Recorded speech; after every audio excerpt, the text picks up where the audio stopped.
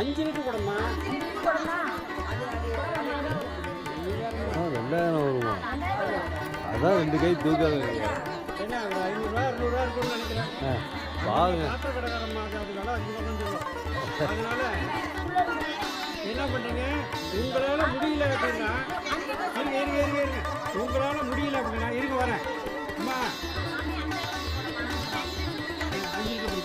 இதுமாரியே உங்களால் முடியல அப்படின்னா பக்கத்தில் உள்ளவங்கள்ட்ட ஒரு 100 ரூபா, ஆளுக்கு ஒரு 100 ரூபா வாங்கினீங்கன்னா சரியாக போய்டும்.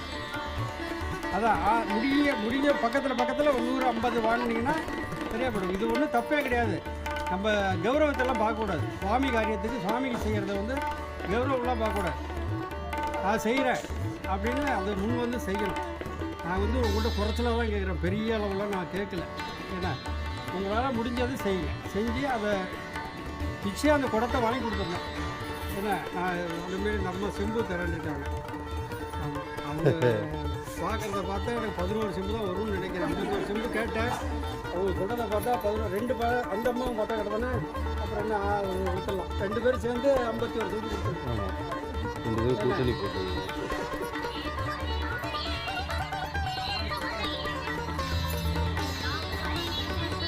அதேபோல் சிறப்பாக கும்பாபிஷேகம் நடத்தணும். பெரிய நம்ம கோவில்லாம் ஒரு சின்ன இதுமாரி கோவிலாக இருந்ததுன்னு வச்சுக்கலேன். இதுமாரி கோவிலாக ஓட்டத்தில் நான் செஞ்சுட்டு போடுவேன். எல்லாம் பெரிய பெரிய கோவில், பெரிய செலவுகள், நிறைய செலவாகுது. முன்னாடி ஒரு காலத்தில் உட்காந்துக்கிட்டே கும்பாபிஷேகம் பண்ணேன், கொரோனாவுக்கு முன்னாடியெல்லாம். இப்போ முடிய மாட்டேங்குது. இப்போ என்னக்கா நான் ஃபோன் பண்ணால் யாரும் எடுக்க மாட்டேங்கிறாங்க. மெயினாக சுவாமியை ஃபோன் பண்ணுறாரு அப்படின்னா பெரிய ஆளெல்லாம் எடுக்கவே மாட்டேங்கிறாங்க. இல்லாதப்பட்டவங்க ஒரு 1000 500 கொடுக்குறவங்களாம் எடுத்துடுறாங்க, கொடுத்துட்றாங்க. ஆனால் பெரிய ஆளுங்களாம் இருக்காங்க பாருங்க, நம்மள்கிட்ட சாதிச்சுக்கிட்டவங்க. நம்மள்கிட்ட நான் வந்து எல்லாத்தையுமே கேட்கல, எங்கள்கிட்ட சாதித்தவங்க தான் கேட்குறேன்.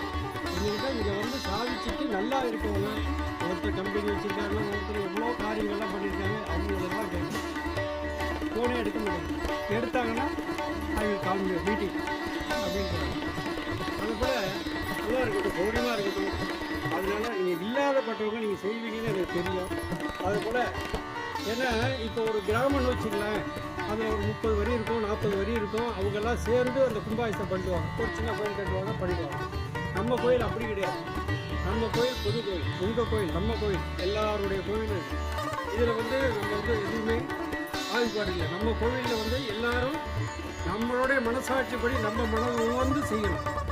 நம்ம அதான் இவ்வளோதான் ஆகுது அவ்வளோதான் ஆகுதுன்னா அது ஆசை தான் செய்யணும். அதே போல் இல்லாமல் மனசார சுவாமிக்கு செய்யணும். சுவாமிக்கு செய்கிறத கணக்கு பார்க்கக்கூடாது, ஆசை எடுத்து எண்ணி பார்க்கக்கூடாது. அப்படியே அள்ளி வந்து கொடுக்கணும். அதுலேயும் பார்த்து சீக்கிரம் கும்பாபிஷேகம் எல்லாத்தையும் வேலை முடிஞ்சிச்சு. கொஞ்சம் வேலை நடக்கணும். மற்றபடி இப்போ எல்லாம் முடிய வேலை பெரிய வேலை கிடையாது. கும்பாபிஷேகம் யார் சாலை கட்ட ஆரம்பிக்கிறாங்க. அதை பௌர்ணமி அன்னைக்கு யார் சாலை கொட்ட ஆரம்பம். மூர்த்தி மட்டும் மூர்த்த கால் போடுறோம். எல்லோரும் வந்துடணும். வெவ்வேறு காலையிலேயே மூர்த்த கால் போடுறோம். எல்லோரும் வந்து அந்த மூர்த்த கால் போட்டு எல்லோரும் கும்பாபிஷேகம் எல்லோரும் இருந்து சிறப்பாக நடத்திக்கணும். நான் அங்கே போகிறேன் இங்கே போகிறேன், எனக்கு அன்றைக்கி ஒரு கல்யாணம் இருக்குது, நான் அந்த முக்கியமான கல்யாணம்லாம் சொல்லக்கூடாது. எல்லோரும் வந்திருக்கு. இது இப்போதைக்கு அப்புறம் கிடைக்காது. 12 வருஷம் கழிச்சு தான் அப்புறம் கிடைக்கும். அதே போல் அதுக்குள்ளே நான் என்ன ஊரில் இருக்கக்கூட தெரியாது.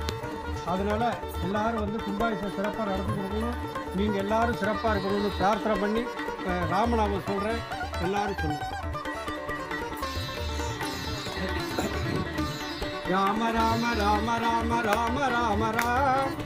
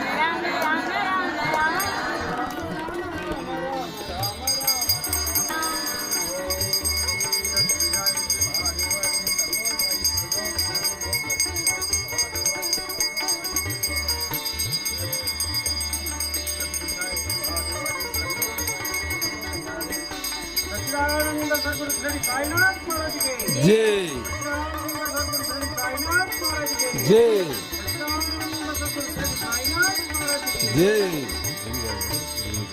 सिद्धरामपुर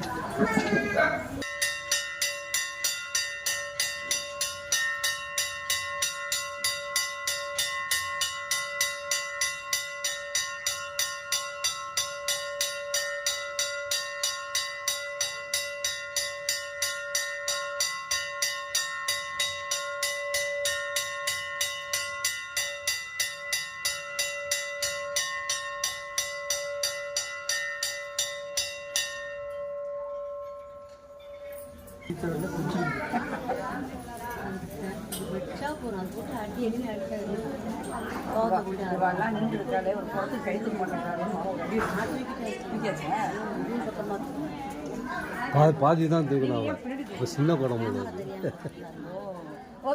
கம்மியாக தூக்கிக்கிறாரு அரை குடம் போல இருக்கு